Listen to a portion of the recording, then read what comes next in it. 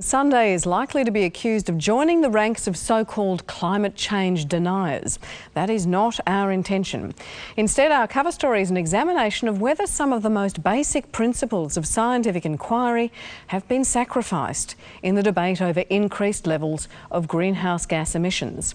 Is the pressure to conform on climate change now silencing scientists who dare to dissent? Those of you who may want a refresher on global warming, here it is in 5 slides or less. For a prophet of doom, Randall Pearce puts on a very entertaining show. It's sort of akin to putting a doona on a bed in January. Okay, we're overheating.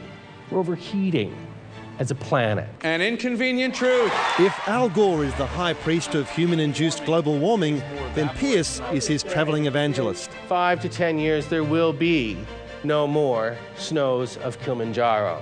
He's one of more than 1,000 speakers Gore has trained to spread the message from his Oscar-winning movie, An Inconvenient Truth. If this were to go sea level worldwide. Let me begin. My journey as a climate messenger began in my home country of Canada. And tonight, Pearce will tell this well-heeled audience in Melbourne the time for disputing the word is over. What you don't want is bushfires in the Grampians. You don't want billowing smoke rolling down Burke Street like we saw here a year ago, January. I was here. I thought my friend had taken me to Mumbai. Every presentation is different. You learn to work with the props you have. Sometimes you just get lucky. I mean, this little girl is going to spend her whole life dealing with this crisis. And,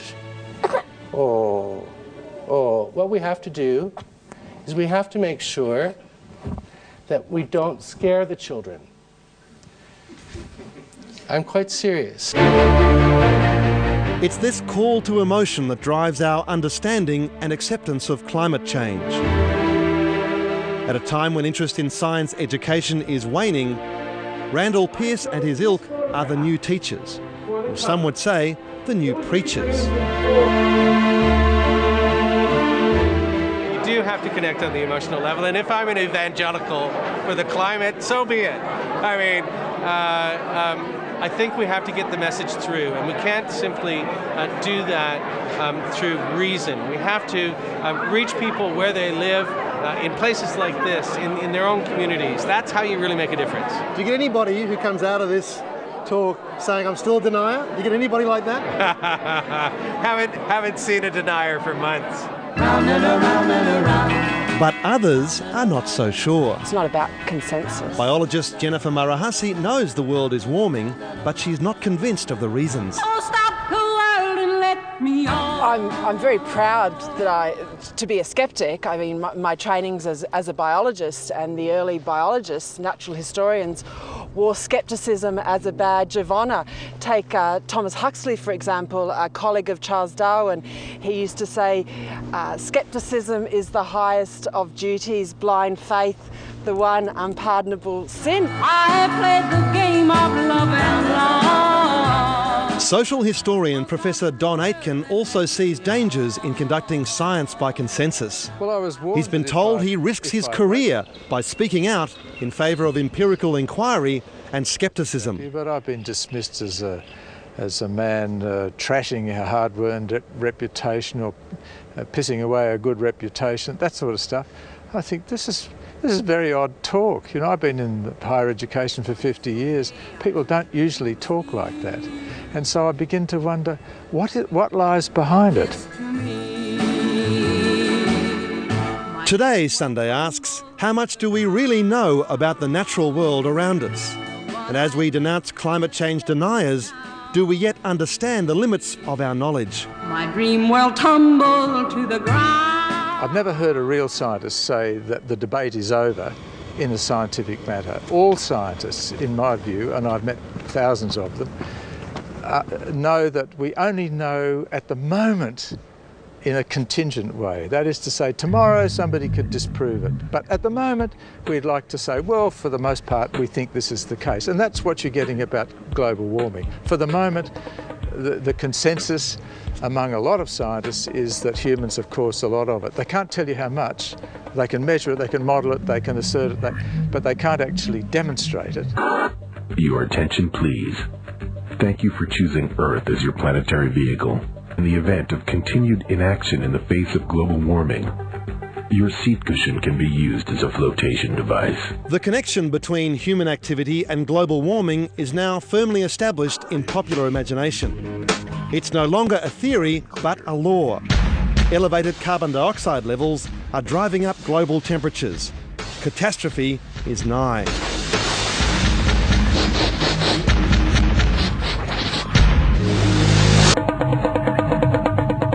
Is the science of global warming, anthropogenic global warming, now settled?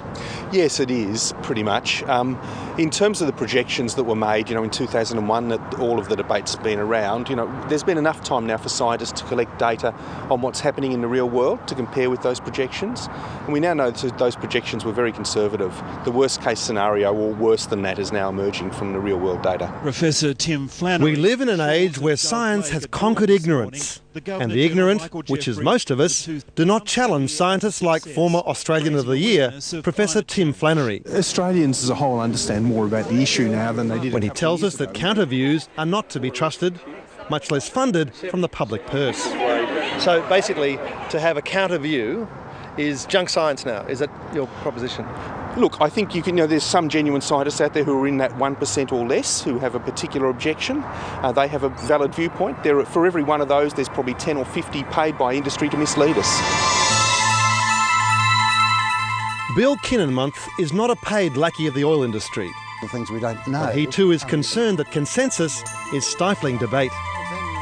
Well, there's certainly not a consensus about global warming, because there's people like myself who don't believe that we can say that's going to happen. Kinnenmonth is a weatherman with 40 years' experience in the Bureau of Meteorology. In that period, the sum of knowledge on climate grew dramatically, but from an extremely low base. There's a lot of broad agreement about the climate and how it works, and most people have got a general feeling for that. What we've got to back off from, I think, is this advocacy that we actually know what's going to happen, and therefore we're pushing governments into taking actions which are premature. And to actually say the science is settled means that the government will say, look, well, why give more money to research in climate? The scientists say that the science is settled, but it really isn't. Over the last 50 years, we've become far more skilled at forecasting the weather. We can predict with increasing certainty what will happen for up to a week in advance, and actually get it right. The use of satellite imaging allows us to follow weather systems across the globe, but beyond a week that reliability falls away dramatically. To most forecasters, the idea we can confidently predict the climate months ahead, let alone years or decades, is still the stuff of science fiction. If we talk about global warming, 20,000 years ago was the real daddy of global warming, when we went from sea levels 130 metres lower than they are now to what they are at the present time. The great ice sheets that were over North America down to St Louis and Vancouver and New York, a kilometre of ice over the Great Lakes. Now that all just then receded, and we've now got the climate we have now. So if you talk about dangerous climate change, that was dangerous, but there's no idea of why that happened. And it's a little bit scary, I guess. It seems a mild and reasonable position, but the consensus builders regard such views as heresy. And you're listening to The Science Show on the ABC's Robin Williams is Australia's most influential science broadcaster, a gatekeeper between scientists and public opinion. And people like Bill Kinnenmonth rarely get to air. And how much does that worry you, what's going on? Is it a really big problem or not? Either way, either the pot boiling or simmering. Dr. Kinnenmonth you're talking about, are you? Yes, I am. I thought you were, yeah. I've been in various conferences with him. He's made a few statements which I've checked up, and they haven't stood the test. And so 4 decades of learning is cast aside. The arena now is climate change and global warming due to carbon dioxide. Carbon dioxide is being promoted as dangerous. So if that's the agenda, on the public agenda, it's very rarely that I get the opportunity to put these views. You're not invited to a public meeting to put this side of the argument. What's the harm? And what is happening, says Kinnenmuth, is what has always happened. There is nothing humans can do to make our chaotic and sometimes savage climate conform to a benign computer model. The hazards of climate will continue whether or not we reduce our greenhouse gas emissions. There will still be hurricanes like went through Burma. There will still be floods, there will still be droughts, there will still be heat waves, there will be frosts. We've got to face that those are the natural hazards of climate, and we've got to be prepared and resilient to them. By cutting back on our ability to use energy, our ability to use technology, we make ourselves as a community less resilient. Tim Flannery is a paleontologist. He studies ancient flora and fauna. He's not a climate scientist, yet he feels qualified to say Kinnenmuth, the weatherman, is wrong. No one can predict the weather 3 months ahead, that's absolutely true. But if I asked you, is January next year likely to be warmer than June this year, what would you say? I'd have no idea. You would say yes, because that's what we always see. Summers are warmer than winter. And in terms of predicting general global trends, that's exactly the sort of science we're doing. It's not like predicting the weather on a certain day 3 months out. It's like predicting whether January is likely to be warmer than June. But that's just assumption, isn't it? Because we sort of assume that summer's hotter than winter. It always is. It always has been. It's a good theory, well grounded in the reality we all experience. If the year in question was 1815, Flannery's assumption would have been dead wrong. In that year, the northern winter was warmer than the summer. And 200 years of scientific debate later, we still don't know why. The answers, or the lack of them, lie deep in the ocean. And it's the oceans that are actually the driver of the climate.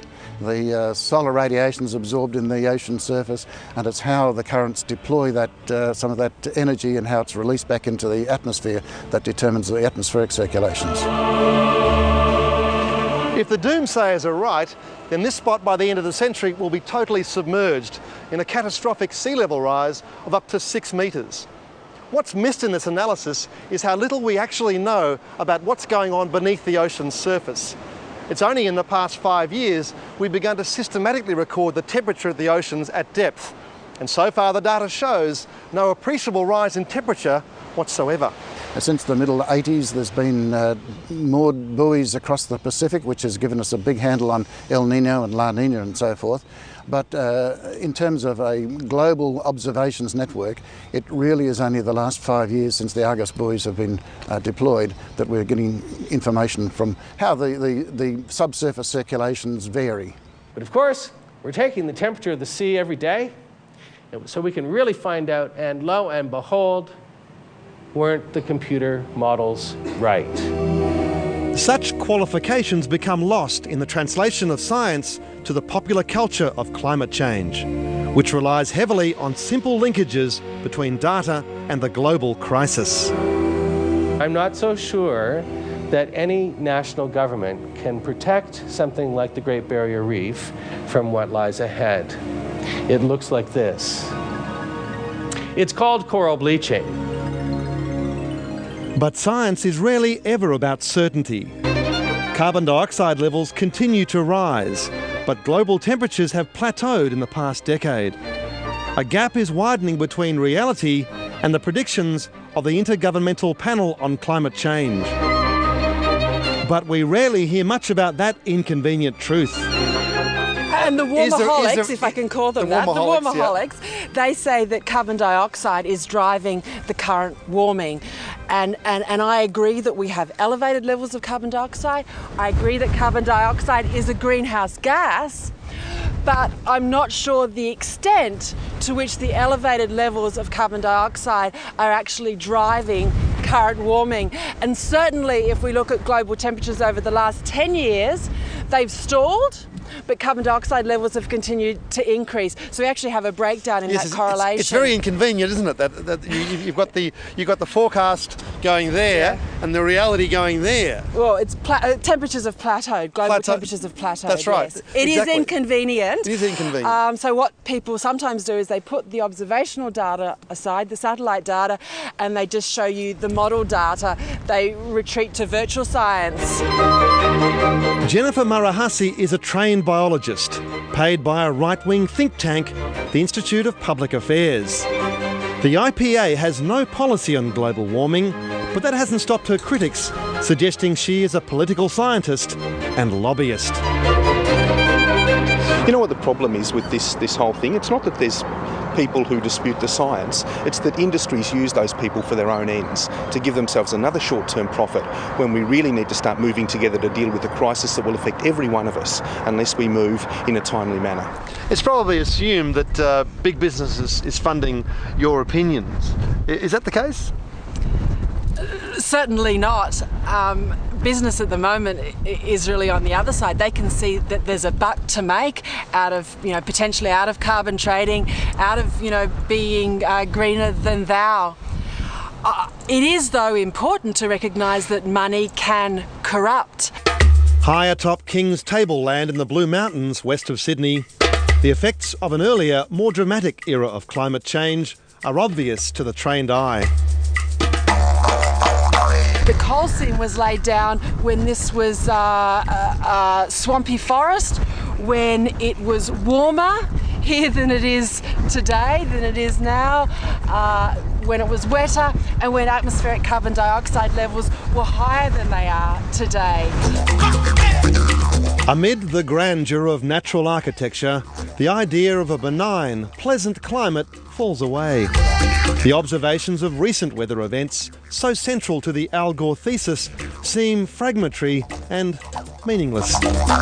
In his movie An Inconvenient Truth, he actually talks about how hurricanes record shows an increase in number and intensity, and he talks about hurricanes since 1975, but there's actually good data that goes back 100 years, and if he'd gone back to the 1940s, he would have actually seen that there were more intense hurricanes then there was a bit of a lull, and then from the 1970s there had been an increase in hurricane intensity, so he was cherry picking the data. This is Al Gore.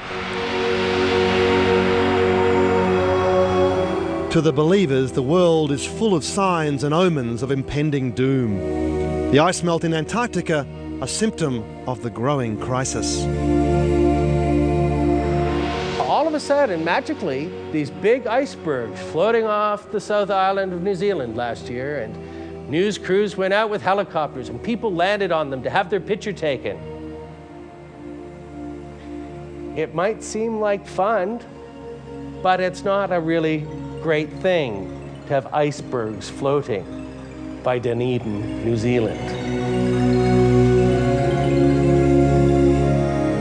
But the skeptics say steep variability has always been a feature of Earth's climate. And most of these rapid changes remain unexplained or fiercely debated. We know there's been a little ice age in the 17th century. We know that the Thames was frozen for more than 2 months, to the point where a whole lot of stuff went onto the top of the ice because nobody owned it. It was free, so merchants set up fairs there. There were tournaments held there, carriages went on. The Thames, has anyone ever seen the Thames frozen? But we know it was. There's a huge amount of record of that. And we know that in the Middle Ages, the monasteries in England were making their own wine, and they're making wine again in England now because it's another warm period. We know these things. That's an entirely fatuous argument. The climate's always changing, but we have never seen a strong trend like this, with the rapid meltdown of the Arctic ice cap, with very strong sea level rises now globally and temperature increases. This is something new, and we know what it's caused by. It's caused by this burden of pollution. The atmosphere is 500 times smaller than the ocean, and that's why it's so vulnerable to pollution. I've lived through 3 global air pollution crises. We had the acid rain problem, the hole in the ozone layer, and now the warming problem. It's that personal dimension to this debate that worries students of science. It hints at a tendency for us to believe the path of history leads inexorably and only to this moment. We always think that now is the most important time of all, and that's because we live in it. So if you go back through the last 2,500 years of human history, you'll find person after person saying humanity is faced with the gravest crisis of all time. And today it's climate change. A lot of people would like to save the earth. They'd like to save the environment. It's been said that environmentalism is the new religion for urban atheists. But if you really care about the environment, then do a science degree. You know, understand it, be curious about it. Don't worry so much about the politics. But the believers say the time for debate and further learning is over. Remarkably, consensus is to be the only way forward for the planet. If you went to the doctor and he said there's a 99% chance you've got a malignant cancer, if you act on it today, your chances of recovery are reasonably good. If you delay to get more advice and leave it 3 months, you've got a much worse prognosis. What would you do? I'd get a second opinion. And would you wait for 3 months for the second opinion? No, I'd go right away. I wouldn't spend time arguing about, but you can always get another opinion. If another doctor, get another opinion. You'll eventually get to the guy who'll give you the 1% opinion. In the Little Ice Age, the church decreed witchcraft to be the cause. Thousands of innocent women were burnt on bonfires. Have we come so far from such faith-based propositions when science is still divided into believers and deniers? Deniers I dislike strongly. It's a reference to the Holocaust, most immediately, and earlier than that, it's a reference to those who denied the existence of God. And so, in my view, it's a very silly label to put, because it suggests that those who are using it are, have the truth in them. They are with God in this. And I don't think the IPCC is God. But ladies and gentlemen, don't forget, it's on that spec that all our ancestors were born and lived and died. And it's on that spec that all our children are being born and growing up and making their lives and making their futures. And it's on that spec that all our battles were fought and all our victories were won. Ladies and gentlemen, it's our only home. We'll see you all later.